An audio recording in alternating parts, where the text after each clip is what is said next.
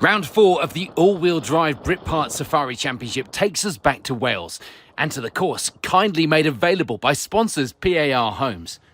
One thing we can't hold our sponsors responsible for, though, is the weather. And a downpour early in the day would provide some of the most slippery conditions that we've seen for some time.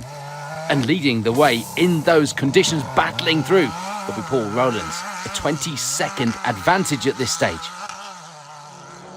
Second place will be Ryan and Cor Dunn. Mum jumping in the co-driver's seat this time around, while Dad Paul was in service looking after the car.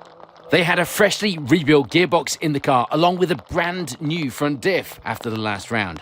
And things were going well, even with the poor conditions. They would even catch and pass a car on the opening run of the day. It was a strong start to the event for Douglas Devonall-Batt, keeping out of trouble, although the wet conditions were making that hard work. For now, he'd be just 24 seconds back from Dunn.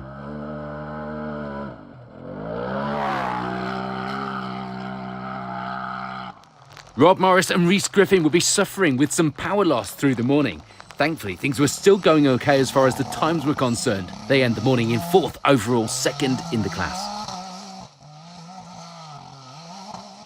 Third in that class will be Matthew Hall. It was close though, just 8 seconds back from Morris. And in fact, he'd been a few seconds faster on the opening run of the day.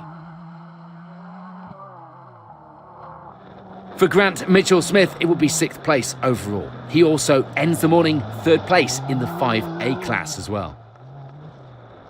Jason Rowlands doesn't get the start he wants. The time's still good enough for 7th place overall, but that isn't where the reigning champion would want to end the event.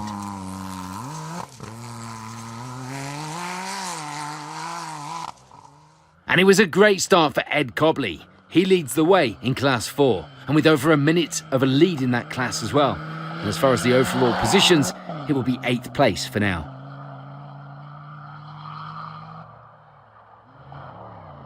Brian Birch and Merrill Bale were going well and enjoying the course as well despite the conditions. They were putting in some good times and some good air miles along the way as well, with some big jumps over the logs. They lead the way in Class 7 for now and in 9th overall. And rounding out the top 10 at this stage, it's Richard Watson. That 10th place, good enough for the Class 9 lead as well. Jason and Deb Morgan would start cautiously, shall we say. The driving rain made it hard for them to see where they were going without a windscreen in the car. They'd also be having some issues with the car going into limp mode, having to call it a day later in the morning. And this would only be the 2nd time out in the tornado for Hamish Grundy and Steve Lane. Only their first event with the AWDC as well. Things going well for the pair so far. They end the morning 2nd place in Class 4. For Steve Smith, it will be 2nd in Class 9, just 18 seconds back overall from Grundy. And for Dave and Lindsay Bakewell, it will be 3rd place in that class behind Smith. It wasn't as close as some of the positions, but it was still only 20 seconds between the pair. A minute further back on the overall times will be Ben Davies. 3rd place in Class 4 for him as well at this stage. Martin Tipples, meanwhile, would have Kev Smith back in the co-driver's seat for this round, meaning that his previous co-drivers from Pickering were promoted to pit crew. They had a lot of repairs to do since the crash on the previous round, but things were not going smoothly this weekend. They have a few issues to contend with besides this, lying in 20th overall for now. In Class 8, it was an ideal start, though, for Team Parry. They lead the way in the class from 21st overall, and with a small 6-second advantage for now. They were having some issues with the car not running right, though, which they'd hopefully be able to resolve back in the service area. Their advantage, despite those issues, will be over Morgan and Carl Box, swapping fastest times in the class, so it would be interesting to see how the day unfolded. In Class 6, it was the lead for Scott Weaver, and a good, strong advantage in the class as well, from 23rd overall. Nick Collins and Alison Brooke would take a cautious approach to the opening run, just to make sure that previous prop shaft issues had been properly sorted out. A wrong call on the notes on run 2 didn't help matters. They went off the course, but they did find their way back on again without any damage to lie second in Class 7. Third place in that class were Jonathan Damrell and Nick Blundell. They too make a tentative start to the event with the slippery conditions out there, with their second run being just after the heavy rain shower. Third in Class 7, 28th overall. Brandon Barnwell will be leading the way in Class 3. His time's only 1 second apart on runs 1 and 2, so consistency was certainly something he had. He leads the way in the class as well as 29th overall. Joshua Munn and Lauren Carpenter were finding the conditions and the off-camber course tricky, actually going off the road a few times, but they were okay and would rejoin with no issues to end the morning second in Class 6. And it was a strong start to the Class 1 battle this weekend for Alan Wilcox. After 2 runs, he'd be leading the way in the class from 32nd overall.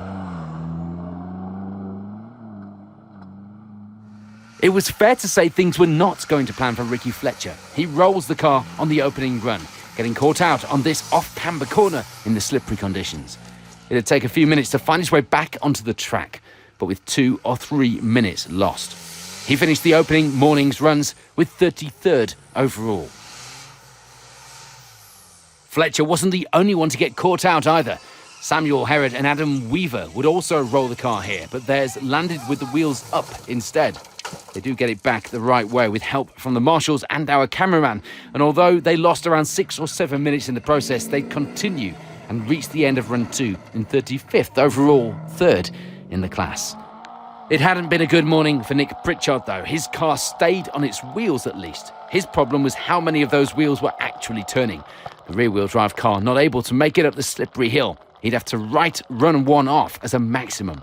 Still, after a better attempt on run 2, he'd end the morning in 38th on the leaderboard. And Gareth Jones was another not to make it up the hill, ending up parked with Pritchard in fact, his back wheels just spinning, the car going nowhere apart from back down the hill.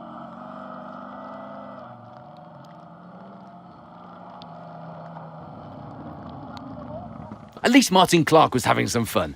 A decent first run, but problems on the next run of the morning would see him pulling over and having to take a maximum, calling it a day from there.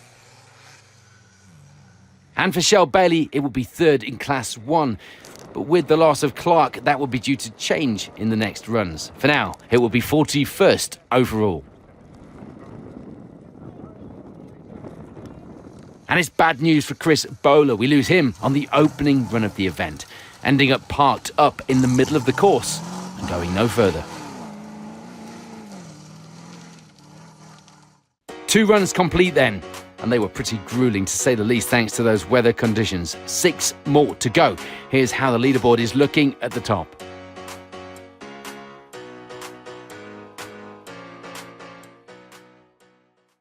On we go then to the next few runs, and the worst of the weather seemed to have passed us by now, but it did leave the course pretty tricky in places. And for Paul Rowlands, that wasn't a problem, still leading the way and now with a minute's advantage. Ryan and Cord Dunn will be finding the conditions a little better now, but they were still having some problems. The car briefly going into limp mode, but then sorting itself right away. They'd also puncture a wheel on run 5, not a tyre, but the wheel itself when a stone went through the middle of it. They still hold on to second place overall for now. And Rob Morris and Rhys Griffin made some tweaks and got the boost back on the car that they've been lacking in the morning. Things going the right way now. They move up to 3rd overall, 2nd in the class. Some of that progress will be down to the loss of Douglas Devonall-Batt from the top of the order, a maximum on run 5, seeing him drop down to 28th overall, subsequently retiring from the event.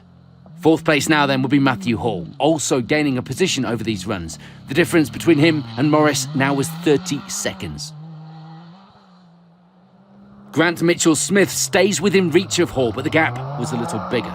Almost 40 seconds between them at this stage, and in 5th overall now. Jason Rowlands was still putting in the times to keep a similar position on the leaderboard. gaining a place like everyone else to end these runs in 6th overall, 4th in 5B. And Richard Watson gains some time to move a few places up the order. Now into 7th place on the overall leaderboard, still leading the way in Class 9. There's no change though for Ed Cobley, still the Class 4 lead, and indeed still in 8th place overall. But that was some good going considering the competition around him. We see John Morgan making some progress and moving into the top 10 on these runs, taking 9th place overall for now, lying 5th in the highly competitive 5B class. And rounding out our top 10 overall now, a Guy and Hemi Smith. Just back from Morgan in the class as well at this stage, the fight was on. There was frustration though for Shabs Piercy. It had been a mixed event. He was clearly trying. The time's good when things went right, setting some podium-worthy times, but 2 maximums over the morning runs would put him right down the order, and he would, in the end, retire. So 5 runs of the 8 complete now, the weather improving, the conditions on the course becoming more favourable, the results at the top shaping up like this.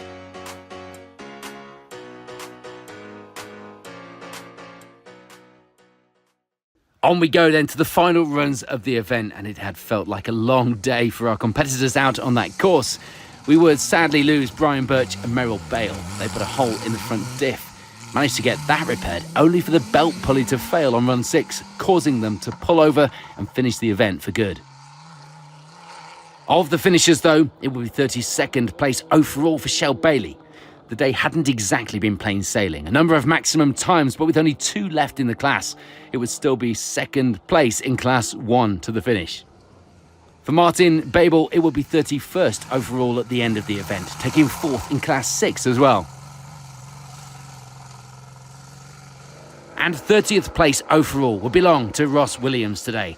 2 maximums on the final runs of the day will put an end to any better result than that, but 7th in Class 4 was his as well as the points that went with it. Mike and Margaret Bakewell, meanwhile, had pulled over on run 3, taking a maximum. Sadly, they'd get another one on run 7, so the overall times had taken a hit.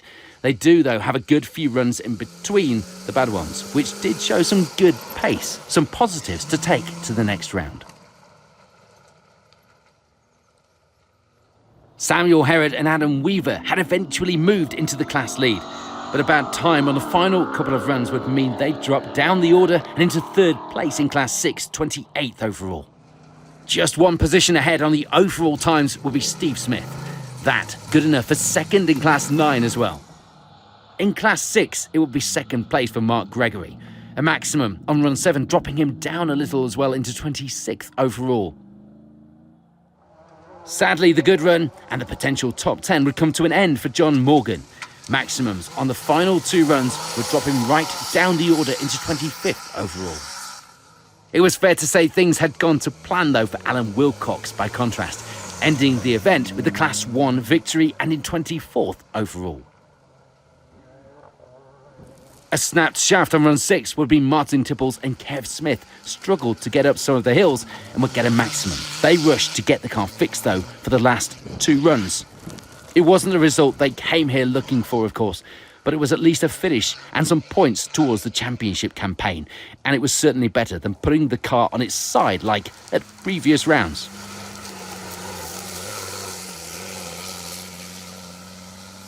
Jessica Halstead and Adam Bristow would finally get a finish after a year of teething issues and not finishing. Apart from a 2-wheel moment for Jess, it would be a good weekend in the bag, not having to put a spanner on the car at all.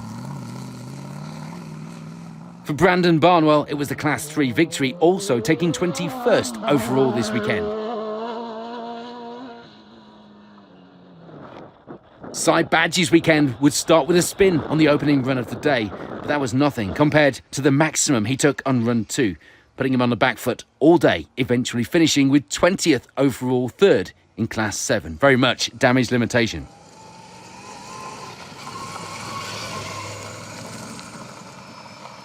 And for Chris Reet, it was 19th overall. The time's looking good. He also ends the event 5th in Class 4.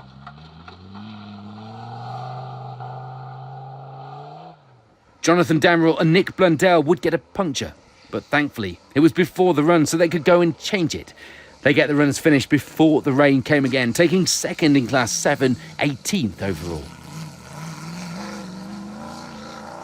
Despite having some head gasket issues to contend with all day, it would still be a finish for Ricky Fletcher. Taking fourth in the class was a bonus.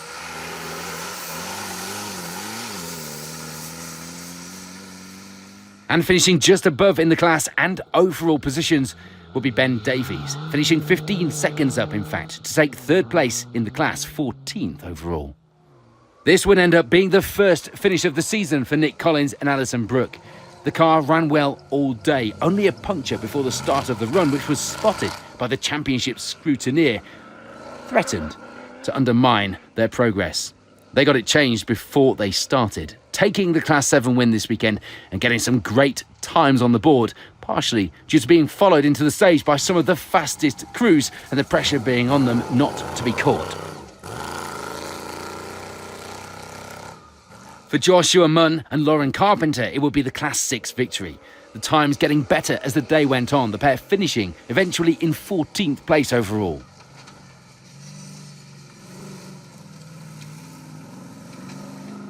Hamish Grundy and Steve Lane will be more than happy with their result of 13th overall, and indeed with the course on their first visit to an AWDC round. They enjoyed themselves to take a second place in Class 4, finish away with them this weekend. And it was a fantastic end to the event for Team Parry. They take the Class 8 win, 12th place overall. Given their engine problems earlier in the day, this was a good end to this round for the team. For Paddy Barker, it was 11th overall by the end of the day, just missing out on a top 10 finish this weekend. That would be good enough for 4th in Class 5A as well.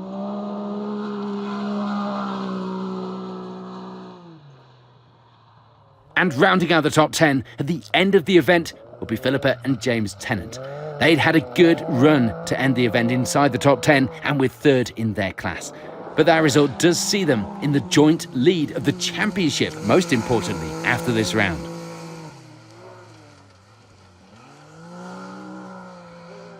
Richard Watson drops down the overall leaderboard again slightly in the final runs, taking 9th place overall at the end of the day. That still good enough for the Class 9 win. No change for Ed Cobley. He ends the event in 8th place overall. He'd held that for most of the day. He also takes a Class 4 victory as well.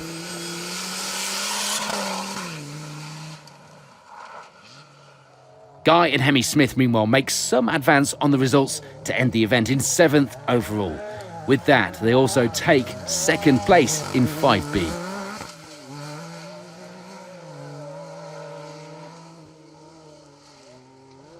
It would end up being a pretty disappointing end to the event for Ryan and Cord Dunn.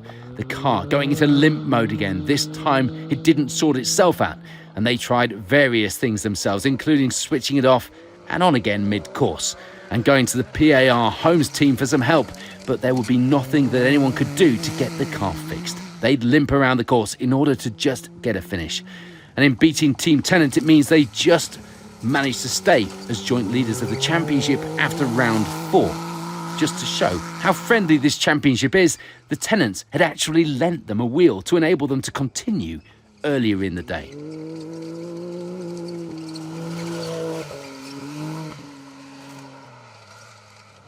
No change in 5th. Grant Mitchell-Smith continues to hold on to that position. We'd see him taking the Class 5A victory as well. For Matthew Hall, meanwhile, it would still be 4th, but that meant he also took a class win in the 5B class this weekend. One of the bigger changes in the top of the leaderboard this weekend will be the jump up to the podium for Jason Rowlands. A much better end to the event than he was looking at earlier in the day, and a welcomed finish with some good points towards that championship campaign.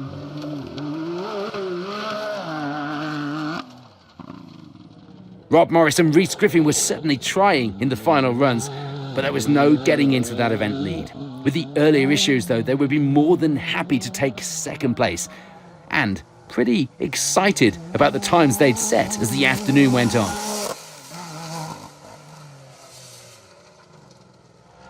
So that does mean it's victory this weekend for Paul Rowlands in very challenging conditions. A welcome finish, putting his name back at the top of the results once again.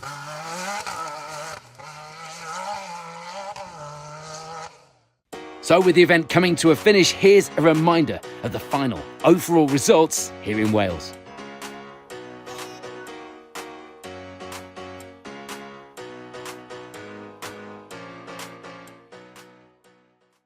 Yeah, thankful. I'm on home territory, so know the ground better than most people. But yeah, a good first run, and then cocked up on the second run, and then just managed the lead, and then put a blistering last lap in. So yeah, pleased. Yeah, very pleasing. It was good result. We had a few car issues, but and we were on the wrong tyres this morning. But once we picked up a bit of time this afternoon, and good result. So I was happy with that. It's been good. Like the rain, pushing on and off, and yeah, very good. Like home track, came third in the home track, and I appreciate all the help of my dad and all the mechanics and all my friends. Yeah, been very good. Very pleased with the result. Yeah, I really pushed it hard to get third. Next up, the AWDC heads to its traditional Minehead event in a slightly later date than usual on the calendar. We will be there as always and look forward to bringing you highlights of the action. Thank you for watching.